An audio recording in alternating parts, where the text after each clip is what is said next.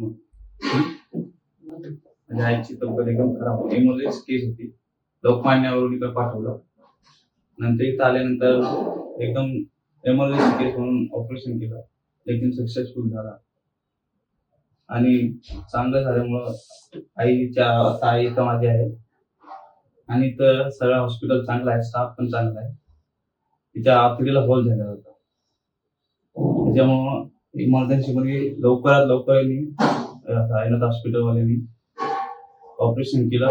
माझी आई इथपर्यंत आहे आणि सगळ्या इथं जेवढं स्टाफ आहे, डॉक्टर पासून नर्स आणि सगळे वॉर्ड बॉय पासून सगळ्यांनी चांगली मेहनत घेतली, चांगले लक्ष दिलं आमच्याकडे, चांगलं लक्ष दिलं, चांगलं सगळे टायमावर औषधं सलाईन सगळे टायमावर दिले, चांगलं प्रोसेस केली.